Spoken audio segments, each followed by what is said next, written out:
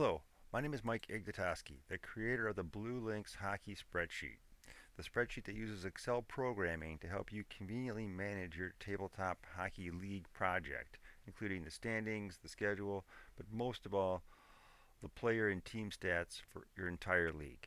BlueLynx was created to help you get more enjoyment out of your tabletop hockey projects by giving you more time to play the games and look over the stats instead of painstakingly calculating them and entering them into a spreadsheet.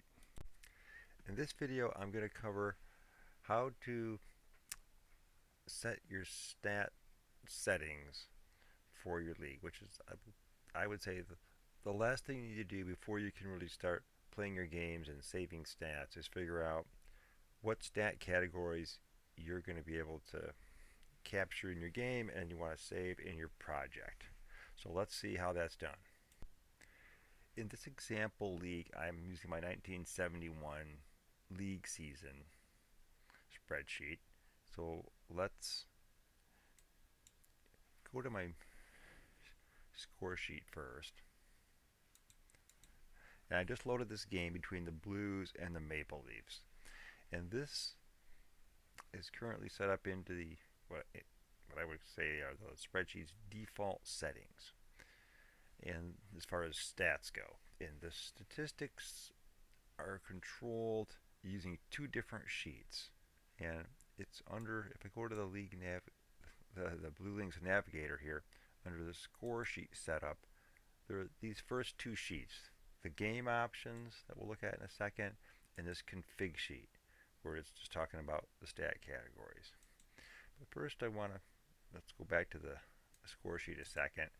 Like I said, this is the default, how it comes out of the box, where at the skater stats you have goals, assists, points, power play goals, shorthanded goals, penalties, and penalty minutes. Same for both. And so let's see what your options are. And if I go to the score sheet setup to the game options, basically you kind of have two sets of questions. And the first question is, do you want to use basic stats or advanced stats? And maybe that's really a question of, maybe it really isn't about what you want to do, about what your game allows you to do. And the difference between basic stats and advanced stats really comes down to pretty much one question: is can your game and do you want to track individual shots on goal? And I say individual, I'm talking about skaters, not goalies. So in the basic stats mode, that is not tracking individual shots on goal. Whereas advanced, you can track individual shots on goal. And in addition to it, you can also track individual hits and blocked shots. But the main question, or the main distinguishing difference between basic and advanced, is individual shots on goal. So in this initial example, I'm going to say I'm going to choose basic stats, which is kind of like I said, the default. And let's see how that works. So I'm going to have basic stats, and so advanced stats will be off. And the next option here for the this game option, it's more like score sheet options in a way, has to do with goalie saves. So even though you're only going to use basic stats, it still allows you to track saves for a goalie and calculate a goalie save percentage. And the way that works is at the end of a game, you could enter a number of saves that a goalie made, maybe 25 or 35, and maybe you kept track of it in your game, or maybe you just have a save chart that you roll a dice on. It tells you that the visiting goalie had 35 saves, or however it works. But the point is, you can use basic stats and still enter individual goalie saves so that you can calculate individual goalie save percentages. So that's game option 3 here. By default, it's off because you don't even have to keep track of goalie save percentage if you don't want to. But it's an option. Another stat option here is to track game-winning goals. Some people like game-winning goals, some people don't. But if you want to track game winning goals, you'd have to turn this option on. Something that's, I guess, a little bit related to stat keeping, but not really, has to do with the penalty names. And I'll talk more about this when we get into the video on how the score sheet works. But this, because it's kind of related to one of the stats that you get to keep is penalties, but it doesn't really. You don't have to denote penalties by name. You could just say major or minor misconduct as opposed to hooking, cross-checking, and fighting. So that's just a matter of how you want to do it. Whether your game has that or not, I don't know. But some games you can. Some games, a lot of games, you just have minor penalty. But if you want to be creative and use the exact penalty, that's an option too. Okay, so let's, for this example, I'm going to say I want to use basic stats. I do want to track saves for my goalie. I'm not going to worry about game-winning goals, and I'll leave it like this. So once I made my choices, I'll say update my game options, and it will bring me back to the score sheet here. It didn't really change anything. But now I want to go to this config sheet. So I go to config, and this gives you a little more control over how the score sheet looks for the skater's stats. Kind of see this is showing how this table here of stats controls how your stat sheet looks as far as these columns go. So these are all the possible options, sort of. It kind of, you can see here, it kind of categorizes them. These green X stat categories are always there all the time, and you can't turn them off. Goals, assists, points, penalties, penalties and minutes. This next group of 5 here, power play goals, shorthanded goals, even strength goals, assist 1 and assist 2. Those are options if you're going to use basic stats or advanced stats. But really all of these are, if you can think about them, is just details on goals. Whenever there's a goal in the game, you record it. Behind the scenes, whether you show these categories or not, BlueLynx knows whether it was a power play goal, shorthanded, or who got the first assist or second, because you have to enter that when you enter your goal. So these are options to show on the score sheet, but as like it says up here, whether they're displayed on the score sheet or not, BlueLynx will keep track of it anyways. So that's what these 5 are. And if you're using basic stats, these are your options. And to change these, you just click on these to turn them on to off. But this is, if you click reset to default, this is what it looks like. You get the 5 green ones, power play goals, and shorthanded goals. But so if I didn't need to see these on my score sheet, I could turn them off and then say update, click this button, update the score sheet skater stats.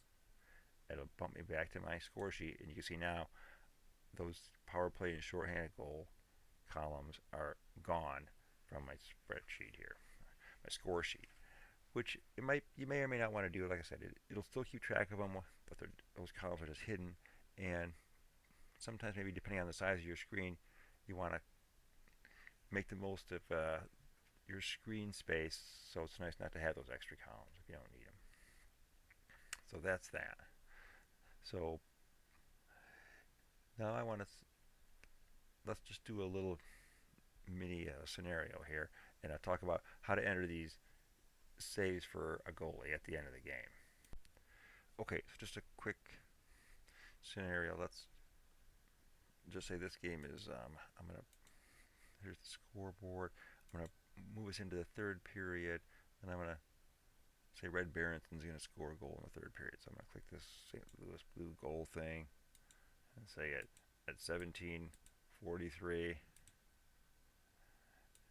An even strength goal by Red Barrington from Jim Lorenz and one of these Plager guys. Save. So now, here's my goal. It says who got the assist, that it was even strength. You can see it puts the stats over here. And then if I wanted to go back to this score sheet setup thing and turn on these assist 1 and assist 2. Let's just say, so yeah, turn those on. Typically, you're not going to change these in the game, but I'm just doing it for demonstration purposes. But now, if I turn on assist 1 and assist 2, you can see it knows who got 1 and who got the second assist. So it's keeping track of them, like I said, behind the scenes. So I'm going to now turn those back off. And now to finish our example, let's pretend this is how the game ended. 1-0. There's no penalties, just like this. Now, just to show how to enter these goalie saves that I want to keep track of, let's say Ernie Wakely played. If I click on this save box, it tells me I got to have time on ice to enter saves. So I could click on this TOI for time on ice. I'll click the 60, so he played all the whole game. Now I can click the save, and it'll prompt me for the save. So I can put in 24 or whatever. And the same thing, for Jacques Plant, I'll say he played the whole game, even though, yeah, maybe they would have pulled the goalie, but not going to worry about that right now. Let's say he made, 19 saves. So, and then it calculates the save percentage. So I just want to show that. That's how, even with basic stats, you can keep track of goalie saves and save percentage. So now I'm going to switch over and show you a little bit about the advanced stats. Okay, to show you the advanced stats, I'm going to kind of restart this game. So I'm going to hit my reset score sheet, and here I'm going to hit reset selected, which means it just kind of prepares the score sheet to restart the current game. So that's what I'm going to do. So we'll do that. And it kind of erases all the stats and such. Now I'm ready to restart. So now I'm going to go into these game options and say, well, I want to use advanced stats now. And it'll kind of warn me that it's going to turn off the basic. That's okay. Now it tells me I can go to the config sheet and customize what stats I want to keep track of, or really what I want to show on the score sheet.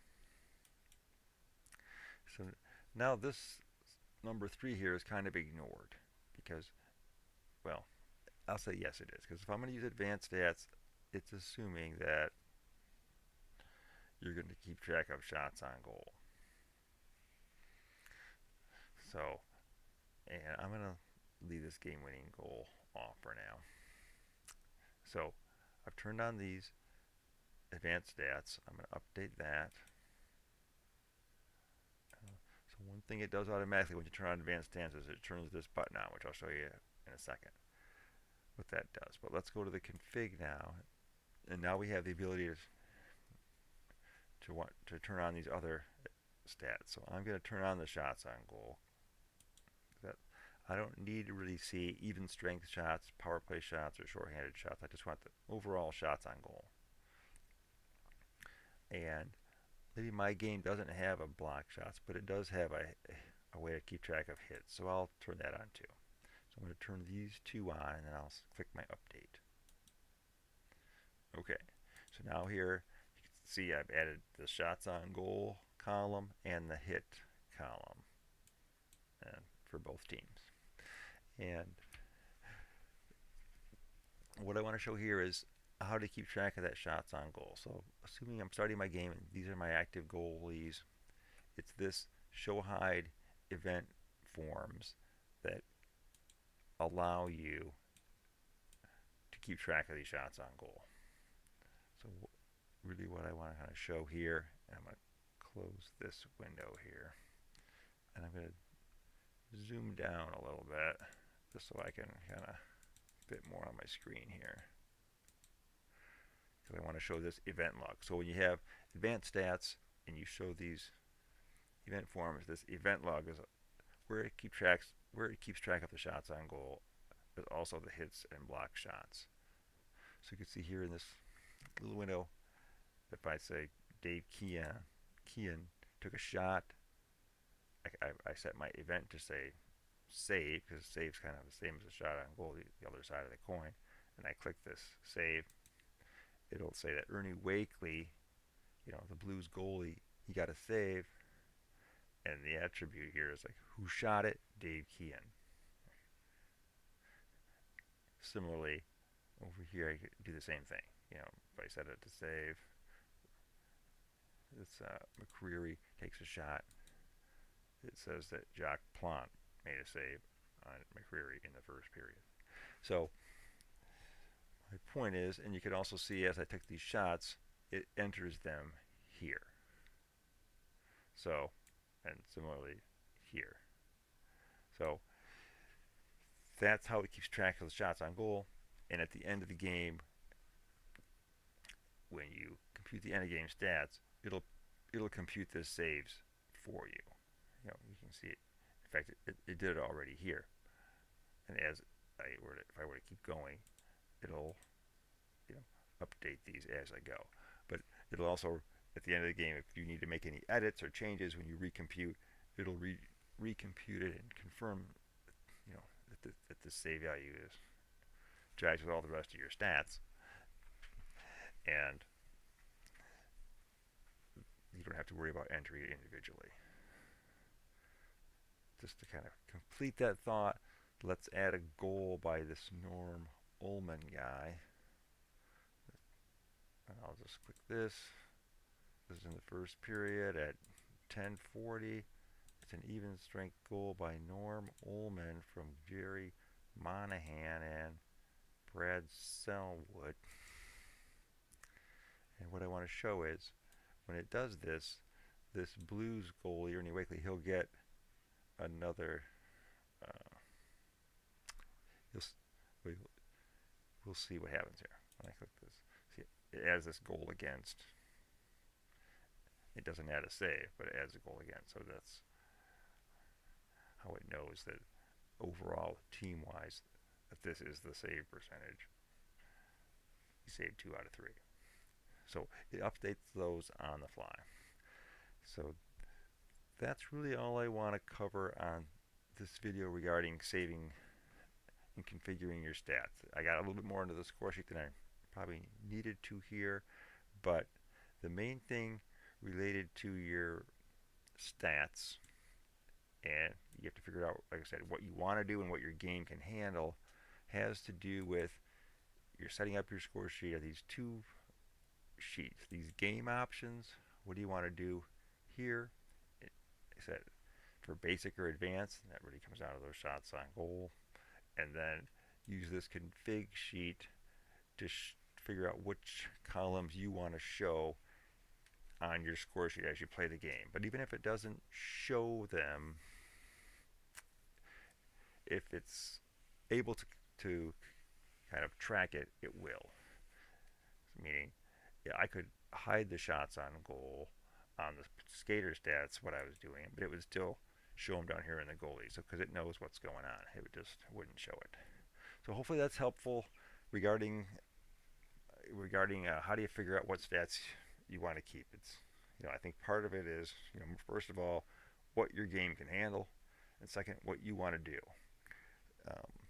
One other point related to it is, if you want to keep track of individual shots on goal, then I think you'll likely want to, I don't know if I'd say you'll need to, but you probably want to play your games while you're keeping score on BlueLynx.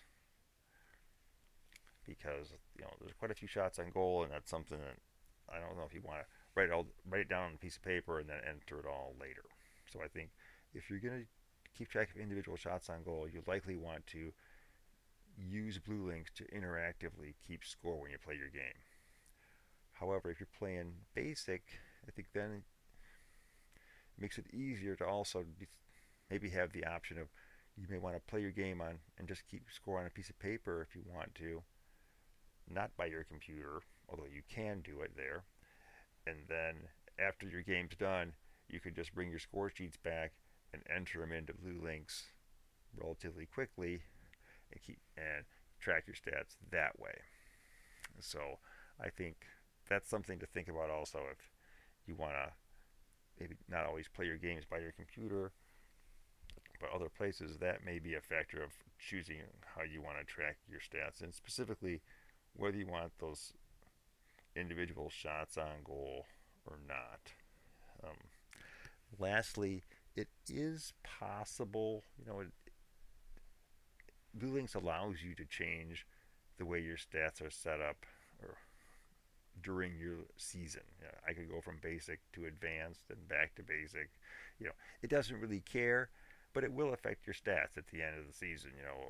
If you only played some games that you had shots on goal and some you didn't, then it you're gonna reap what you sow here. So it's best to kind of get that figured out before you start your project. But if you maybe you have ideas that you want to do individual shots on goal and decide it's not worth the extra effort and you want to quit and just go to basic halfway through your season or whatever, that's okay. You'll understand your stats at the end of the year of why they kind of look like they do, but um, it's still okay if you want to either scale back your stats or step them up midway through your season. It just it makes your stats a little more challenging to interpret at the end of your project. But that's up to you. It's all however you want to deal with your project. So hopefully this was helpful in trying to guide you through how to determine what stats you want to track and how to do it. Thanks for watching this video. I hope you found it helpful. And like Red Green says, keep your stick on the ice.